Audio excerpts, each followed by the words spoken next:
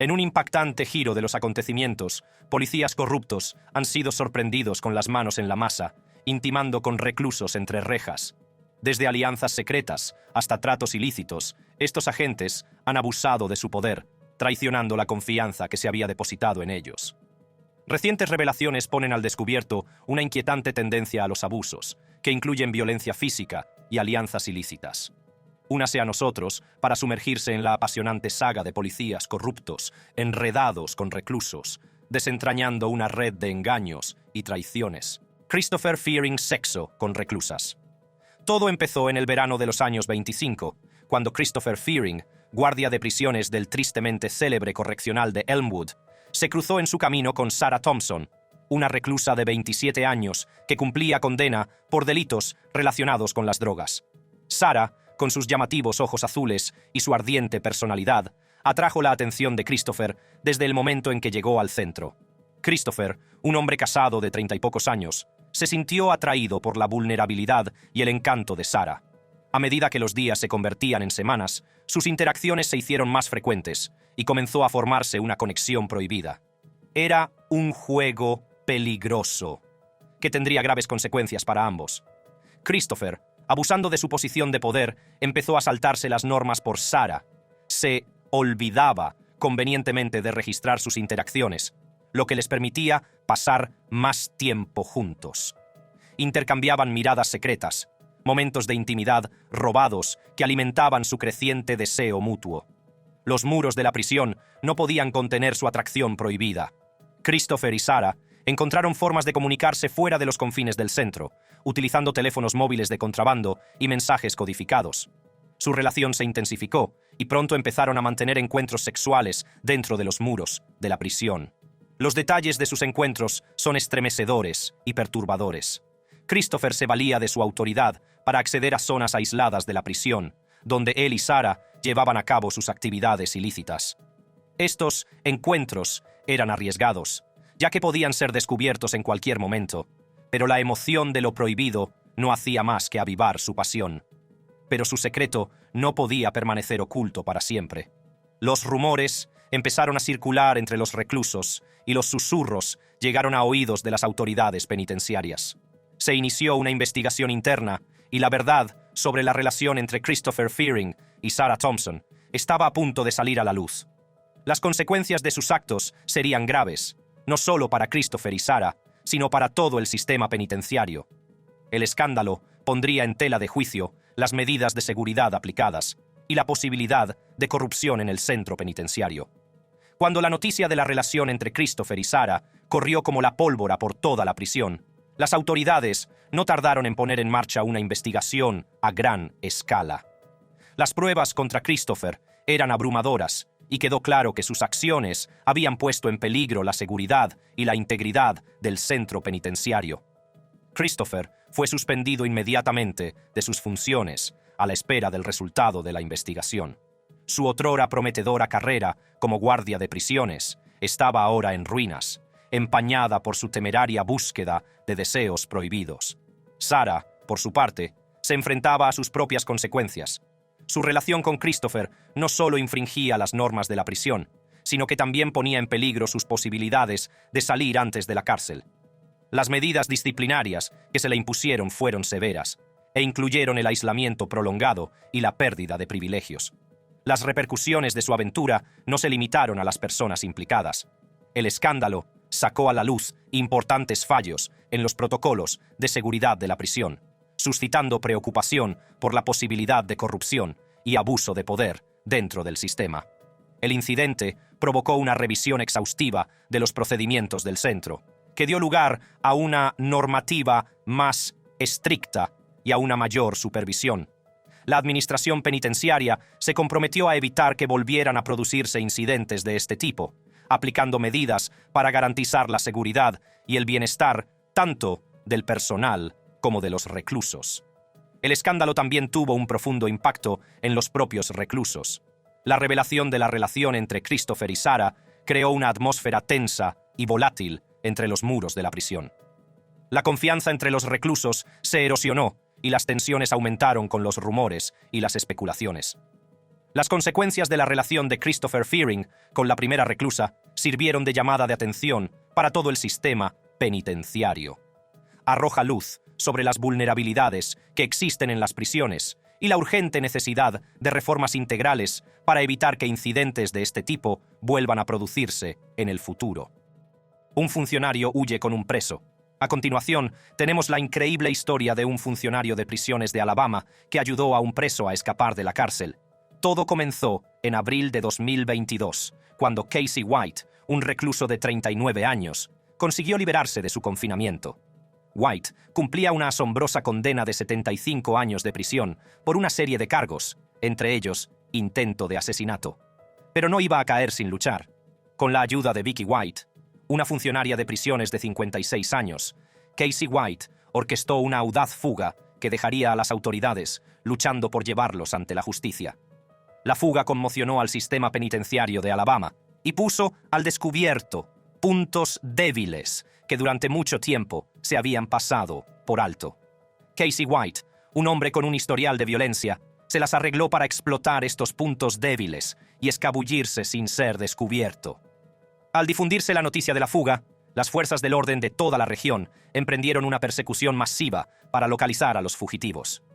Durante 11 largos días, Casey White y Vicky White consiguieron eludir su captura, dejando en vilo a las autoridades y a la opinión pública. La persecución se extendió por 3 estados y se informó de avistamientos en varias ciudades y pueblos. La pareja parecía ir siempre un paso por delante, dejando a las fuerzas del orden desconcertadas y frustradas. La cobertura mediática de la fuga intensificó la fascinación del público por el caso. En los titulares nacionales aparecían los rostros de Casey White y Vicky White, instando a los ciudadanos a estar atentos al peligroso dúo. La naturaleza chocante de la fuga y la implicación de un funcionario de prisiones no hicieron sino aumentar la intriga. A medida que se desarrollaba la persecución, empezaron a conocerse detalles de la estrategia de fuga. Se descubrió que Casey White y Vicky White habían planeado meticulosamente su fuga, aprovechando los puntos ciegos del sistema de seguridad de la prisión. Habían conseguido herramientas y recursos que les permitieron traspasar los muros de la prisión sin ser detectadas. La ruta de escape les llevó por una serie de caminos secundarios y escondites ocultos, ya que cambiaban constantemente de ubicación para evitar ser detectados. La pareja contó con la ayuda de conocidos e incluso desconocidos que simpatizaban con su difícil situación. Fue un juego del gato y el ratón que mantuvo en vilo a las fuerzas del orden. Finalmente, la persecución llegó a un dramático final en Evansville, Indiana. Siguiendo la pista de un ciudadano vigilante, las fuerzas del orden se acercaron al lugar donde se encontraba Casey White. En un tenso enfrentamiento, White fue detenido sin más incidentes. Sin embargo, la captura tuvo un alto precio. Trágicamente, Vicky White, la funcionaria de prisiones que había ayudado en la fuga, tuvo un destino desgarrador. Cuando la policía se acercaba, tomó la devastadora decisión de quitarse la vida, dejando tras de sí un rastro de preguntas sin respuesta y vidas destrozadas. La fuga y la posterior persecución dejaron un impacto duradero en las comunidades implicadas. Puso de manifiesto las deficiencias del sistema penitenciario y suscitó preocupación por la selección y formación de los funcionarios de prisiones. También puso de relieve las medidas desesperadas que pueden tomar los individuos para recuperar su libertad, incluso a costa de vidas inocentes. Tras ser detenido en Evansville, Indiana, la vida de Casey White dio un giro radical. Ya no era el escurridizo fugitivo a la fuga, sino un prisionero que se enfrentaba a todo el peso de la ley. La fuga que había cautivado a la nación desembocaba ahora en una batalla legal que determinaría su destino. Casey White, que ya cumplía una condena de 75 años de prisión por cargos que incluían intento de asesinato, se enfrentaba ahora a cargos adicionales relacionados con la fuga. La acusación pretendía responsabilizarle de las acciones que provocaron la trágica muerte de Vicky White, la funcionaria de prisiones que le había ayudado en su fuga. En un acuerdo con la fiscalía, Casey White se declaró culpable del cargo de fuga. A cambio, los fiscales retiraron el cargo de asesinato grave relacionado con la muerte de Vicky White. Esta decisión le libró de la posibilidad de enfrentarse a la pena de muerte, pero no fue sin consecuencias. Casey White aceptó la pena máxima de cadena perpetua sin libertad condicional. Esto significaba que pasaría el resto de sus días entre rejas, sin posibilidad alguna de recuperar la libertad. Fue una sentencia dura y definitiva que reflejaba la gravedad de sus crímenes. El proceso judicial arrojó luz sobre las motivaciones de la fuga. Casey White expresó remordimiento por sus actos y reconoció el papel que Vicky White desempeñó en su vida. La describió como la primera persona que le había mostrado afecto en 6 años y se negó a manchar su nombre. Casey White se disculpó por la fuga, reconociendo el dolor que había causado a la familia de Vicky White. Reconoció que ella había dejado atrás a seres queridos que ahora lloraban su pérdida. Aunque aceptó la responsabilidad de sus actos, también subrayó que había elegido ese camino sabiendo las consecuencias que le acarrearía. Como parte de la sentencia, Casey White recibió una severa advertencia. Se le ordenó que notificara al Estado si él, su familia o sus abogados recibían alguna oportunidad de libros, películas u otras empresas financieras relacionadas con la fuga. El tribunal consideró que los beneficios de tales actividades debían utilizarse para pagar su defensa. Aunque las batallas legales de Casey White parecían haber llegado a su fin, aún le esperaba un juicio. Se enfrentaba a un juicio por asesinato capital por el asesinato de Connie Ridgway en 2015 en Rogersville, Alabama. La fuga y los acontecimientos posteriores habían provocado retrasos en el juicio, pero la búsqueda de justicia por la muerte de Ridgway continuaría. Un agente de Warren agrede a un preso. En un impactante incidente que ha conmocionado a la comunidad, el agente de policía de Warren Matthew Rodríguez fue grabado en vídeo agrediendo brutalmente a un recluso. La agresión, que tuvo lugar en la cárcel del Departamento de Policía de Warren, ha suscitado dudas sobre la conducta de los agentes del orden y el trato que reciben los reclusos. El 13 de junio de 2023 fue un día aparentemente normal en la cárcel del Departamento de Policía de Warren. Un joven de 19 años de Detroit, detenido por robo de vehículo y posesión de armas, fue conducido a la cárcel para ser fichado. Poco podía imaginar que sería víctima de una violenta agresión. 8 a.m. El oficial Matthew Rodríguez, oficial de fichajes del departamento desde 2008, se acercó al recluso en la sala de toma de huellas dactilares. Sin previo aviso, Rodríguez le propinó un puñetazo en la cara que le hizo tambalearse contra la pared. Pero la agresión no terminó ahí. Rodríguez continuó su ataque, empujando al recluso y levantándolo en el aire agarrándolo por el hombro y entre las piernas.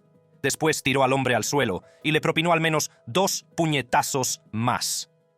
La violencia aumentó cuando Rodríguez golpeó la cara del recluso contra el suelo, dejándolo maltrecho y magullado. Esta brutal agresión fue grabada en vídeo, lo que no deja lugar a dudas sobre la gravedad del incidente. El recluso, que ya se encontraba en una posición vulnerable como detenido, fue sometido a un nivel de violencia escandaloso e inaceptable. Afortunadamente, la agresión no pasó desapercibida. Otros 2 agentes intervinieron rápidamente para calmar la situación y proteger al recluso de daños mayores. Su rápida respuesta fue crucial para evitar que la situación se descontrolara. En el vídeo puede oírse a uno de los agentes decir «Ya basta, mientras se esforzaba por poner fin a la violencia. Su intervención inmediata demuestra el compromiso de estos agentes con la defensa de los principios de la justicia y la garantía de la seguridad y el bienestar de las personas bajo su custodia. La actuación de estos agentes es encomiable, ya que reconocieron la mala conducta y tomaron medidas inmediatas para atajarla. Su intervención sirve para recordar que en las fuerzas del orden hay personas que se dedican a mantener los más altos niveles de profesionalidad y a proteger los derechos de quienes están bajo su custodia. Las imágenes de vídeo también ponen de relieve el inquietante hecho de que el agente Rodríguez no llevaba cámara corporal, lo que constituye una clara violación de la política del departamento. Las cámaras corporales son herramientas esenciales para garantizar la transparencia y la rendición de cuentas en la aplicación de la ley. La ausencia de una cámara corporal plantea dudas sobre las intenciones del agente y subraya la necesidad de un cumplimiento más estricto de los protocolos. Cuando el vídeo llega a su fin, se puede ver a Rodríguez tirando al recluso al suelo en una celda y dando un portazo. Este último acto de agresión subraya aún más la gravedad de la agresión y el desprecio por el bienestar del recluso. La respuesta inmediata de sus compañeros y su compromiso de reducir la tensión de la situación es un testimonio de los valores y la profesionalidad del Departamento de Policía de Warren. Sin embargo, Este incidente sirve como un duro recordatorio de que todavía hay trabajo por hacer para asegurar que las acciones de unos pocos no empañen la reputación de todo el departamento.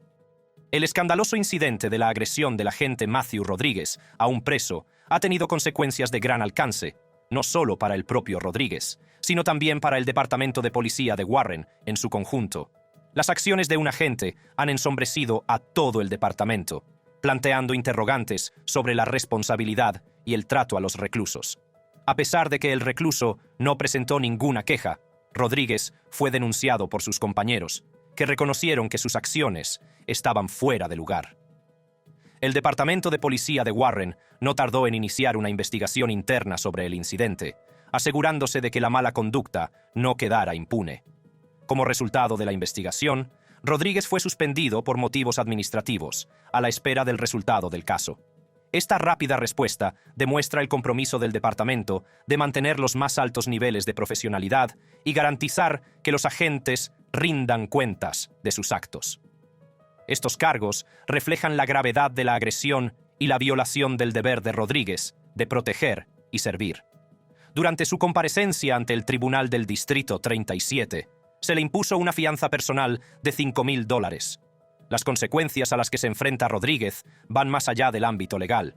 Sus acciones han empañado la reputación del Departamento de Policía de Warren y han tenido un profundo impacto en la confianza de la comunidad en la aplicación de la ley. El comisario Bill Dwyer expresó su decepción, haciendo hincapié en que las acciones de Rodríguez no reflejan los valores y la profesionalidad del departamento. La agresión de Rodríguez al recluso es un claro recordatorio de la importancia de que los agentes de las fuerzas del orden cumplan las normas más estrictas. Son incidentes como este los que erosionan la confianza pública y socavan el duro trabajo y la dedicación de la mayoría de los agentes que se esfuerzan por proteger y servir a sus comunidades. El fiscal del condado de Macomb, Peter Lucido, se hizo eco de estos sentimientos, afirmando que no hay justificación para el nivel de violencia mostrado por Rodríguez. Subrayó que ese comportamiento empaña la reputación de las fuerzas del orden y socava la confianza entre los agentes y la comunidad a la que sirven. El impacto de este incidente va más allá de las consecuencias inmediatas sufridas por Rodríguez. Ha suscitado un debate más amplio sobre el trato a los reclusos y la necesidad de una mayor rendición de cuentas en el sistema de justicia penal. El Departamento de Policía de Warren se enfrenta ahora al reto de recuperar la confianza y restaurar su reputación a los ojos de la comunidad. El comisario Dwyer reconoció el impacto de las acciones de Rodríguez, declarando: «Tienes a una persona, como el oficial Rodríguez, que da un ojo negro a cada hombre y mujer que lleva el uniforme azul, sirviendo al público 24/7». Hizo hincapié en que el departamento se ha comprometido a abordar la cuestión de frente y garantizar que se haga justicia. Mientras continúa la investigación, el Departamento de Policía de Warren tiene que lidiar con las secuelas de este impactante incidente. Una relación prohibida. A continuación, tenemos la escandalosa historia de una oficial de detención y un recluso de la cárcel, cuya relación cruzó la línea de los límites profesionales. Kawana Jenkins, una oficial de detención de 36 años, había estado empleada en la oficina del sheriff del condado de Fulton desde diciembre de 2019. Conocida por su dedicación y compromiso con su trabajo, parecía ser el epítome de la profesionalidad. Sin embargo, bajo su fachada profesional, acechaba un deseo secreto que en última instancia la llevaría a la perdición. La relación prohibida salió a la luz durante una operación encubierta en el ala de máxima seguridad de la cárcel del condado de Fulton. Los investigadores confiscaron 11 teléfonos móviles y al comprobar su contenido, se toparon con un vídeo que conmocionaría a la comunidad policial. En el vídeo se veía a Jenkins manteniendo una conducta inapropiada con el recluso. Sentado en su regazo, compartían momentos íntimos que traspasaban la línea de los límites profesionales. Las imágenes revelaban un nivel de familiaridad y afecto que nunca debería existir entre un funcionario de prisiones y un recluso. Pero la cosa no quedó ahí. El recluso, movido por sus deseos, hizo una petición concreta a Jenkins. Quería unas gafas de diseño de Cartier. Sorprendentemente, Jenkins cumplió su petición y le regaló las gafas de lujo como muestra de su conexión prohibida. Este acto de cruzar la línea entre funcionario y recluso puso de manifiesto hasta qué punto había llegado su relación. El descubrimiento de esta relación prohibida conmocionó a la oficina del sheriff del condado de Fulton y a la comunidad local. Planteó interrogantes sobre las salvaguardias existentes para impedir que se produjeran relaciones de este tipo en el sistema de justicia penal. ¿Cómo pudo Jenkins, una funcionaria de detención de confianza, sucumbir a sus deseos y comprometer su integridad profesional? Las consecuencias para Jenkins fueron graves. El sheriff Pat Labatt, tras ser informado de las actividades ilícitas, no tardó en tomar medidas. Reconociendo la gravedad de sus actos y la violación de su juramento como funcionario público, despidió inmediatamente a Jenkins. Además, fue detenida y acusada de múltiples cargos, entre ellos contacto sexual impropio, violación del juramento, conducta temeraria, crueldad con los reclusos y suministro de artículos prohibidos a un recluso sin autorización. La espeluznante revelación de esta relación prohibida sirve de crudo recordatorio de que incluso aquellos a quienes se ha confiado el cumplimiento de la ley pueden sucumbir a sus propios deseos. Pone de relieve la importancia de mantener unos límites estrictos y la profesionalidad en el lugar de trabajo, especialmente en entornos en los que la dinámica de poder puede explotarse fácilmente. Tras la relación prohibida entre la exfuncionaria de prisiones, Kawana Jenkins, y un recluso, la oficina del sheriff del condado de Fulton y la comunidad local sufrieron graves consecuencias. Jenkins fue despedida rápidamente y se enfrentó a múltiples cargos, entre ellos contacto sexual impropio, violación del juramento y suministro de artículos prohibidos a un recluso. El recluso, anónimo pero grabado en vídeo, se enfrentaba a ramificaciones legales y probables consecuencias para sus perspectivas de rehabilitación. El escándalo empañó la reputación de la oficina del sheriff, provocando una revisión de los protocolos para mantener la profesionalidad y la integridad. El incidente erosionó la confianza pública en las fuerzas del orden y puso de relieve la necesidad de una educación y formación continuas en el sistema de justicia penal para prevenir incidentes similares. Mientras se asienta la polvareda, Jenkins se enfrenta a las consecuencias legales, el recluso afronta las repercusiones y se están realizando esfuerzos para restablecer la confianza de la comunidad. Sexo depravado con una reclusa. En las profundidades del sistema penitenciario de California se estaba gestando un escándalo de proporciones inimaginables. Todo empezó cuando Tina González, una funcionaria de prisiones de 27 años, se vio envuelta en una relación prohibida con un recluso. Los detalles de su ilícito romance escandalizarían hasta al más hastiado. Fue en 2019 cuando la oficina del sheriff del condado de Fresno recibió un chivatazo que desvelaría los oscuros secretos que se esconden entre los muros de la prisión. El informante reveló que un recluso había sido sorprendido con un teléfono móvil de contrabando, lo que llevó a los investigadores por un camino retorcido que expondría la verdadera naturaleza de las acciones de González. A medida que se desarrollaba la investigación, salió a la luz la espeluznante verdad.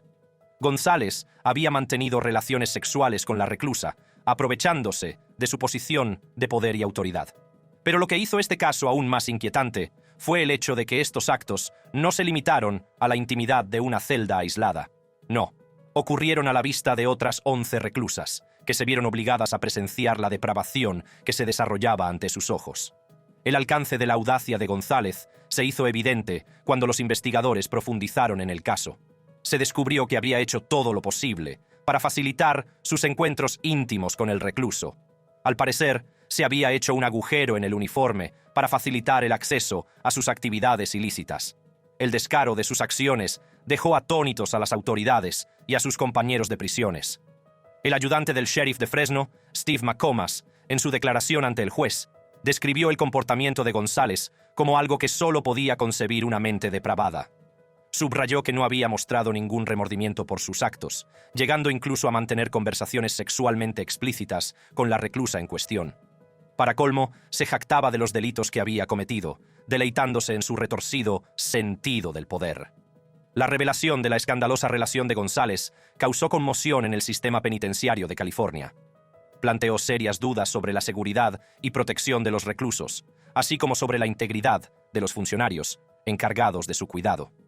¿Cómo pudo producirse semejante abuso de confianza dentro de los confines de una prisión? ¿Y qué medidas se tomarían para evitar incidentes similares en el futuro?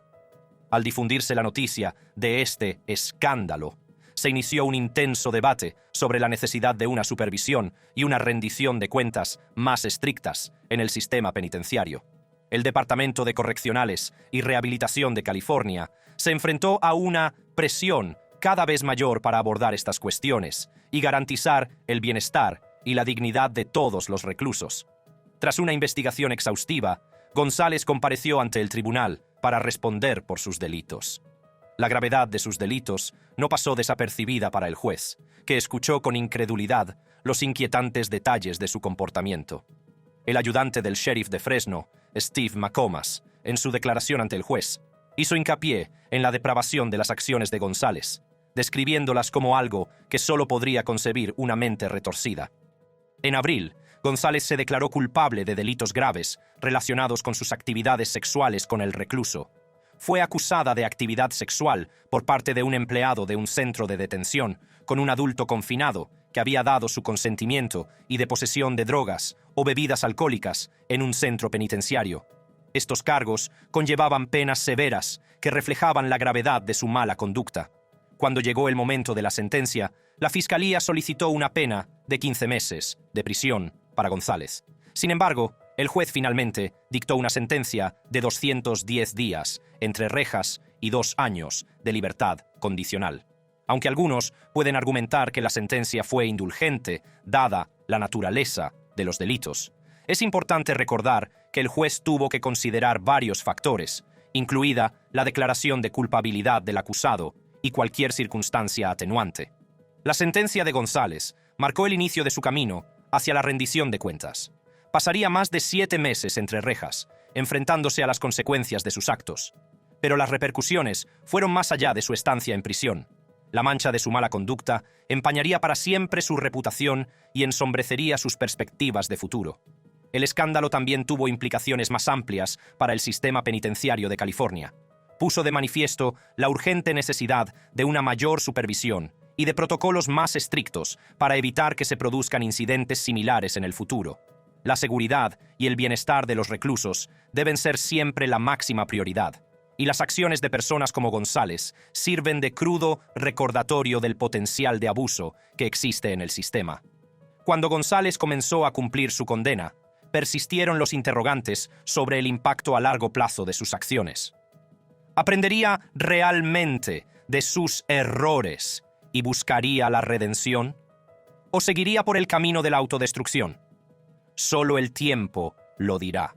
Suministro de contrabando dentro de la cárcel. En las profundidades de la cárcel del condado de Fulton se estaba llevando a cabo una investigación clandestina sobre la presencia de contrabando.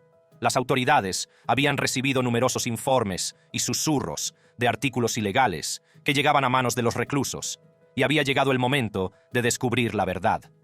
Bajo la dirección del sheriff Patrick "Pat" Labatt, un equipo de ayudantes e investigadores se embarcó en la misión de descubrir el alcance de la red de contrabando que operaba entre los muros de la cárcel. Su objetivo era garantizar la seguridad tanto del personal como de los reclusos y restablecer la integridad del centro penitenciario. La investigación comenzó con una planificación y coordinación meticulosas. El equipo analizó la información recopilada de diversas fuentes, como entrevistas a reclusos, grabaciones de vigilancia y pistas de personas preocupadas. Sabían que para desmantelar la operación de contrabando tendrían que identificar a los principales implicados y conocer sus métodos. A medida que avanzaba la investigación, surgieron detalles estremecedores. Se hizo evidente que la red de contrabando era más extensa y sofisticada de lo que se sospechaba en un principio. Los reclusos accedían a artículos prohibidos como drogas, armas e incluso teléfonos móviles.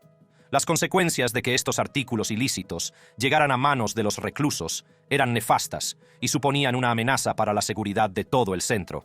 Para reunir pruebas concretas, los investigadores emplearon una combinación de operaciones encubiertas y avances tecnológicos. Los agentes encubiertos se infiltraron entre la población reclusa, haciéndose pasar por compañeros de prisión para ganarse la confianza de los implicados en el tráfico de contrabando.